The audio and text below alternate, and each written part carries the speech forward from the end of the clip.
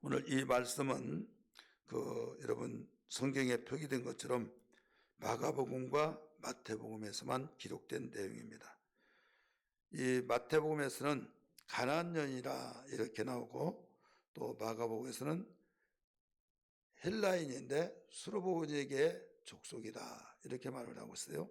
1절의 말씀 보면 예수께서 거기서 나가서 두로와 시돈 지방으로 들어가시니, 대부분 사람들은 그냥 내가 이 사건만 알면 되지 지역을 내가 알을 필요가 있나, 내가 이 지역이 있는가 보다, 그런가 보다 생각하고 있는데요.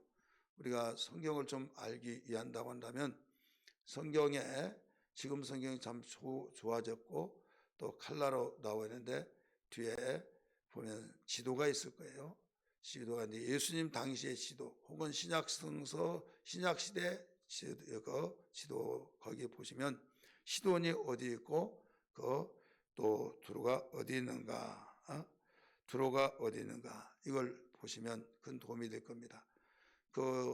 이스라엘 요단강을 중심해서, 요단 동편은 요르단입니다.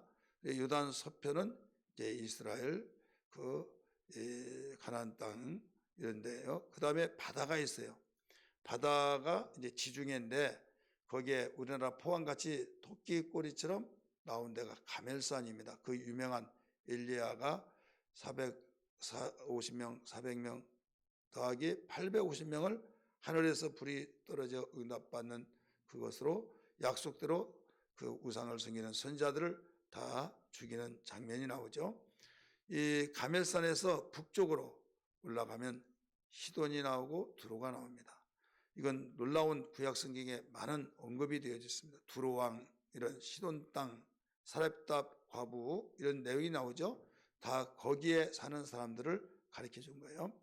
여기는 이방인들입니다. 당시에 예수님이 그쪽으로 두로와 시돈 사이에 가셨을 때 이제는 사람들이 워낙 많이 있어서 쉴 겨를도 없어서 소문나지 않고 조용하게 있으려고 가는데, 어떻게 소문을 듣고 거기에 와서 예수님을 찾아서 부르시기 시작합니다. 제자들과 함께 가고 있는데 여기에서 얼마나 큰 소리로 기도를 했는지 여기에서 22절 보면 알 수 있죠. 가나안 여자 하나가 그 지경에서 나와서, 그 지경인 두로와 시돈 지방 사이에서 그 지경에서 나와 소리질러 이르되 주 다윗의 자손이여 나를 불쌍히 여기소서, 내 딸이 흉하게 귀신 들렸나이다. 귀신에 사로잡히면 완전히 사람들 못하는 그런 사람이 되어버리고, 본정신이 돌아오면 또 말짱하다가 느닷없이 막 소리를 지고 그 사람들을 사납게 핥히고 욕설을 하고 또 벌렁 나자빠져서 거품을 흘리고, 이런 정말 어디에서도 해결할 수 없는 그런 딸을 가진 부모의 심정이 오직하겠습니까? 여러분, 일반적인 약 먹으면 낫을 수 있는 감기만, 또 어떤 열만 있더라도 깜짝 놀라고 가슴이 쓰리고 아픈데, 그런 중병을 가진 딸을 둔 부모는 오직하겠냐 이거죠. 그래서 예수님의 소문을 듣고 예수님이 어디에 계신가를 여러분 관심을 갖지 않겠어요? 그래서 지금같이 뉴스에 나와서 어디 지경을 순회한다 한 것도 아니고, 입소문을 통해서 알고 그런 관심, 이런 가운데서 예수님 있는 곳을 향해서 그 소리를 지르면서 기도한 것을 볼 수 있죠. 어쨌든 오늘 제목에서 가르쳐 주신 것처럼 이런 딸을 가진 그 부모, 그러나 이 딸이 예수님께 고침을 받았다고 하는 사건이 오늘 나와 있다 이거죠. 너무나 잘 아는 사건이기 때문에 그때 말씀을 드리지 않습니다만은, 제목이 뭐라고 그랬어요? 어머니의 믿음을 보시고 딸을 고치신 예수. 그러니까 우리 이런 귀신 들린 자는 정신이 돌아오지 않을 때 자기 의지와 관계없잖아요. 귀신의 의지가 모두 그 딸을 사용하기 때문에, 술이 이런 말이 있잖아요. 사람이 술을 먹고 한참 먹다 보면 술이 사람을 먹는다, 이런 말이 있듯이, 바로 술이 사람을 먹었을 때는 내가 어제 무엇을 했지, 내가 왜 여기 있지, 여기 언제 왔지 막 하면서 그 이상한 소리 하잖아요. 자기 정신이 하나도 없다는 거. 그래, 자기 의지와 관계없이 행동이 저질러진 것처럼 여기에 귀신의 강력한 귀신의 의지가 거기에 지배하면 그런 일이 일어난다 이거죠. 그러니 그 사람이 귀신 들린 당사자가 살짝 의지가 중하지 않을 때는 자기의 의지를 가지고도 기도하고 또 귀신을 내쫓고 믿음이 있다고 그런데 자기의 의지는 희미해지고 약해지면서 예를 들어 100이라고 하는 자기 의지 속에 자기 의지가 그 최하 50이 되어지면 거기에 그래도 어떻게 보면 좀 이상하고 어떻게 보면 괜찮고 우리가 자기 의지가 많을수록 좋죠. 그런데 그 의지가 10%뿐이 없다. 그러면 사람들은 할 수가 없는 거예요. 그런 사람이 기도를 하겠어요? 못하죠. 그래서 그 본인의 믿음으로서는 기도에서 응답받고 해결되기는 불가능한 겁니다. 그러면 누구의 기도가 필요해요? 중보 기도인 부모의 기도가 필요하다 이거죠. 어린아이는 의지가 없는 이런 경우, 엄마의 의지에 의해서만 움직여지는 이런 경우가 많았어요. 그래서 점점점 자라면서 어린아이에게 의지가 더해지고 해서 어느 날 철들었다 그러면 완전히 본인의 의지가 있는 거예요. 그 다음에 초등학교 다닐 때는 몇 프로 이렇게 해서 의지가 개인마다 좀 차이가 있지만은 토탈 몇 프로 이런 조사들이 나오게 됩니다. 그렇기 때문에 어렸을 때에 부모가 믿음을 거기에 심겨주고 점점 자라면서 그 어린아이가 믿음의 의지를 가지고 살아간다고 한다면 세상을 보는 눈이 잘됐다 잘못됐다 이건 아니야 맞아 분별력 속에서 말씀으로 분별이 되어서 잘 믿음으로 자랄 수 있다는 걸 알아야 될 줄 믿기 바랍니다. 그래서 조기 교육을 성경은 가르쳐주고 있어요. 조기 교육을 신명기 6장에서도 잘 가르쳐주고 있듯이 그래서 주일학교 교육은 너무 중요하고 주일학교 교육이 중요하다는 것을 학부모들이 알아야 하는데 주일학교 교육은 별 볼 일 없는 걸로 생각하고 그냥 가더라도 되고 안 가도 되고 그러면서 자녀는 잘 되기를 바라고 온전하게 속썩이지 아니하고 그 세상에서 잘 되기만 바란데 이러면 세상은 잘 때도 놔두지 않아요. 마귀는 그 이성을 완전히 빼앗고 그 한마디로 우리 자기의 좋은 이성을 두 가지로 보잖아요. 하나는 남녀의 이성을 말하고 하나는 자기의 사고력을 이성이라고 하는데 자기의 그 사고력을 다 빼앗아 버리고 세상에 부는 대로 바람 부는 대로 그냥 살다 보니까 나중에 큰 본인은 물러지거니와 사회에 악을 끼치는 그런 자가 된다 이거죠. 자녀들을 정말 사랑하고 자녀들을 정말 깊이 사랑한다고 한다면 우리는 바른 진단을 통하고 바른 우리는 처방을 해야 하는데 이것을 성경을 통해서 진단하고 성경을 통해서 처방하면 일찍부터 주일학교 때부터 우리는 그 신앙을 붙잡지 않으면 더 갈수록 힘들어진다는 걸 알아야 될 줄 믿습니다. 그러므로 오늘 여기에서 이렇게 부모의 믿음, 어머니의 믿음으로 귀신 들린 딸을 주님이 고쳐주시는데 어머니의 믿음, 가난한 여인의 믿음이 어떤 믿음이냐 우리 정리를 좀 해본다고 한다면 가난한 여인의 믿음은 첫째로 기도하는 믿음이었어요. 기도와 믿음은요 하나가 되어집니다. 기도와 말씀, 그 다음에 믿음, 여기는 뗄 수가 없어요. 자, 기도는 뭐예요? 영적 호흡이죠. 또 대화죠. 또 어려웠을 때 간구하는 강청이죠. 그런데 기도는 대화이기 때문에 그냥 대화하지 않잖아요. 상대방 말도 안 했는데 나 혼자 말을 하고 그러면 실성해서 이상한 사람을 보는 거예요. 대화라는 것은 상대가 있어서 대화하는 거예요. 상대방이 물어보면 답변하고 또 내가 묻기도 하고 주거니 받거니 이게 대화잖아요. 그래서 우리가 하나님께 대화하는 것이 기도다. 하나님께 내가 대화하는 기도라는 것을 너무 약하고 우리의 어떤 문제가 있으면 강청하는 데만 초점을 두고 있는데 여러분 세 가지를 다 돼. 영혼의 호흡, 하나님과의 대화, 그 다음에 하나님께 나의 어렵고 힘든 모든 소원을 아뢰는 거 이것이 바로 이 기도인데 하나님과 대화할 때 하나님의 말씀을 들어야 대화가 되잖아요. 근데 말씀을 들을 때는 하나님이 나타나서 아무개야 이렇게 우리가 사람처럼 대화한 그게 아니라 이미 성경을 통해서 모두 당신의 뜻을 기록해 주셨고, 성경을 통해서 당신의 의지를 말씀해 주셨고, 성경을 통해서 하나님은 당신의 생각을 다 내 생각은 이렇다, 내 뜻은 이렇다, 내 의지는 이렇다, 이걸 일러주셨어요. 그래서 그 뜻을 잘 풀어서 설명해 준 교회마다 목사님들이 있잖아요. 그래서 설교를 잘 예배 시간에 들을 때 거기에 대해서 반응이 나와야 된다 이거죠.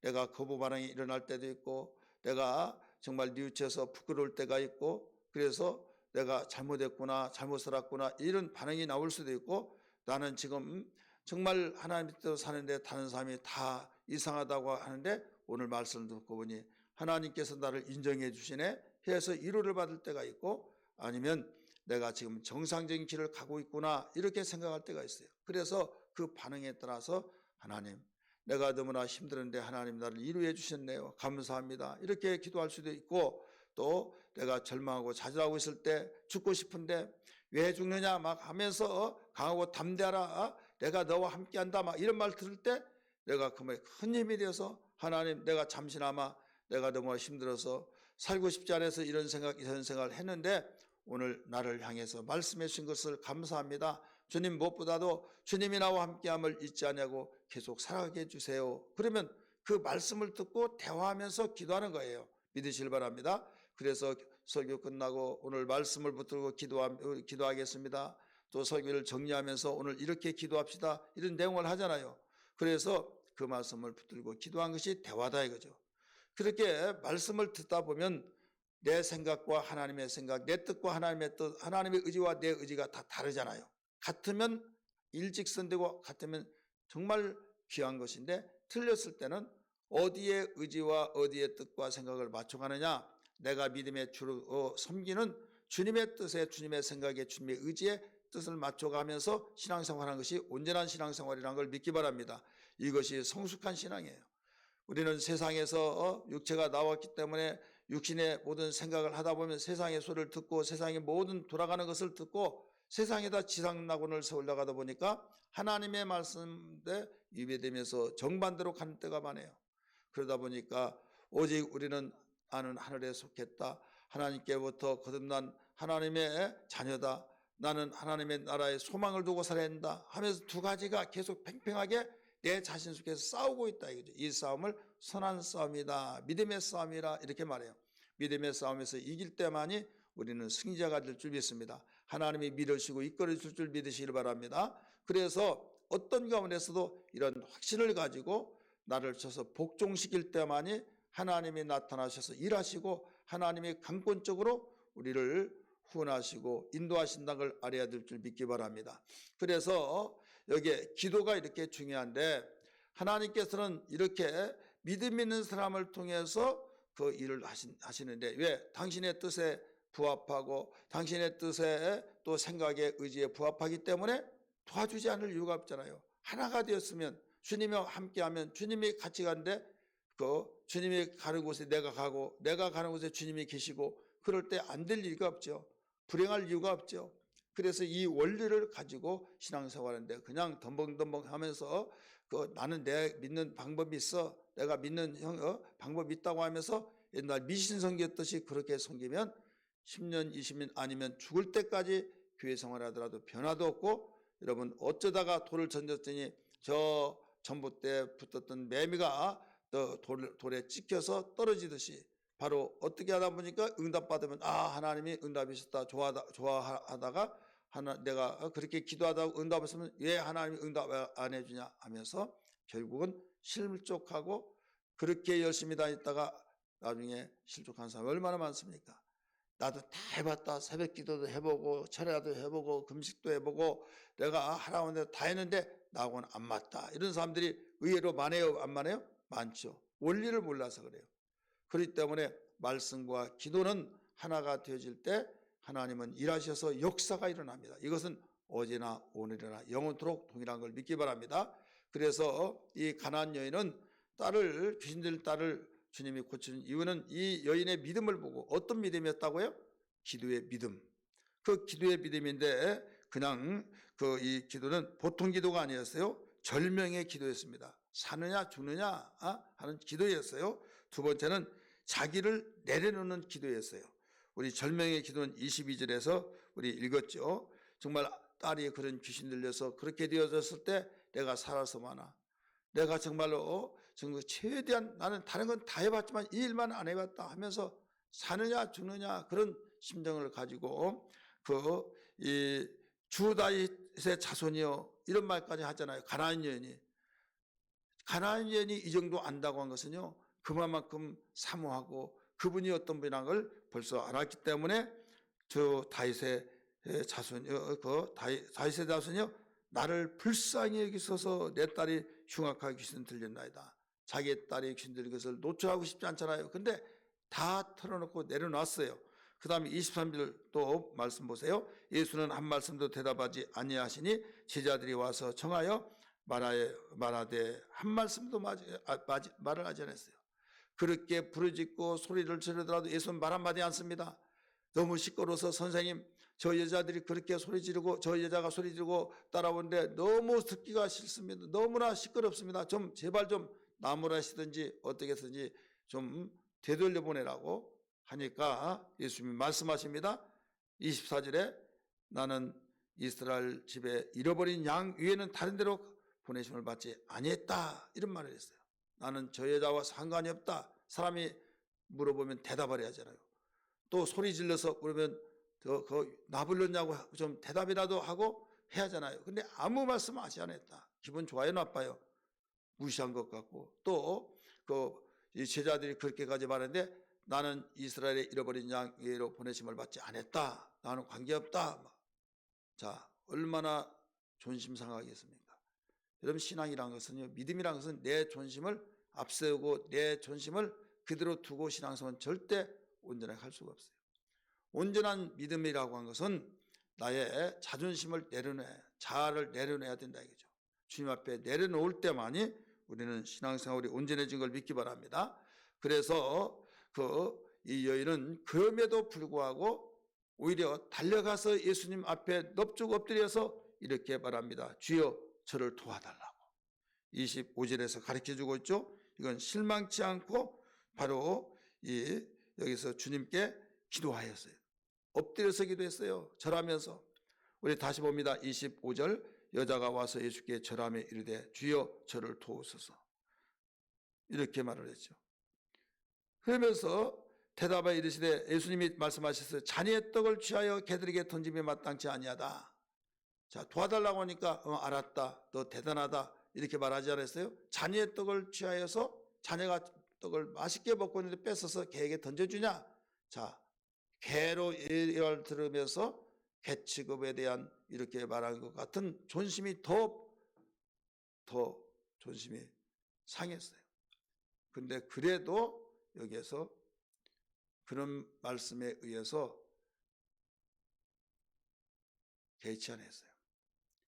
여기 두 번째 믿음이에요. 이 믿음은 예수님 말씀에 긍정을 가지고 말했어요. 긍정. 개에게 자네의 떡을 빼앗아 준 일이 없다. 그러니까 옳습니다 말을 한 거예요. 한번 봅니다. 27절 시작. 여자가 이르되 주여 옳소이다마는 개들도 제 주인의 상에서 떨어지는 부스러기는 먹나이다. 자, 개에게 떡을 자네가 맛있게 먹는데 뺏어서 개에게 던질 주인이 없다라고 하니까 내가 더러워서 정말 못 이기겠다. 당신 듣는 거고 틀리다 하면서 가버릴 수도 있지만은 성깔이 나서 그렇게 할 수도 있지만은 옳습니다. 긍정이잖아요. 주님이 하신 모든 말씀에는 이해했어요. 두 번째는 이렇게 긍정의 믿음을 가졌을 때 그 믿음을 보시고 오직 귀신 들린 딸을 고쳐주셨다는 것을 볼 수 있어요. 그러면서 이런 말을 하잖아요. 맞지만은 그 뒤가 아주 지혜스럽죠. 부스러기는 개에게 주지 않습니까? 이거예요. 이때 마가복음에서는 뭐라고 했습니까? 마가복음에서는 여러분 나중에 찾아보시면 네가 그 말을 하였으니 네 딸이 나섰다 하면서 가라 돌아가라 그 즉시에 나섰다고 성경은 가르쳐 줬어요. 이 말을 오늘 마태복음에서는 믿음으로 보셨어요. 28절 같이 읽습니다. 이에 예수께서 대답하여 이르시되 여자여 네 믿음이 크도다 네 소원대로 되리라 하시니 그때로부터 그의 딸이 나으리라. 자, 마가복음에서는 네가 그 말을 하였으니 이렇게 나와요. 마가복음 7장 29절에. 그러니까 우리는 말도 잘해야만 됩니다. 긍정의 말을 해야 될 줄 믿습니다. 바로 긍정의 말은 주님의 마음을 감동시키는 거예요. 그래서 그 믿음을 큰 믿음이라고 말했어요. 믿음대로 다 되리라. 내 소원대로 되리라. 소원이 뭐였어요? 자기 딸 흉악한 귀신 들려서 사람들도 하지 못한 것을 낫게 되는 것이 소원이잖아요. 네 소원대로 되리라 해서 그 즉시에 나섰다라고 말씀했어요. 오늘 이 여인의 믿음은 두 가지 크게 믿음이에요. 기도하는 믿음, 보통 기도가 아니라고 그랬어요. 또 하나는 긍정을 가지는 믿음.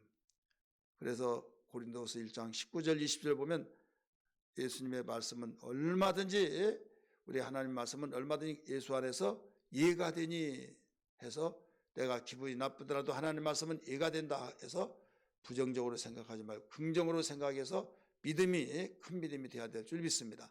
오늘 이렇게 기도하십시다. 주의 말씀을 듣고 아멘하는 긍정의 말을 하는 신앙이 되게 해주시고, 입에서 나오는 것은 모두 더러워진 것이라는 말을 했는데, 입에서는 나오는 말이 긍정의 말이 되어서 큰 믿음이 되게 하여 주옵소서.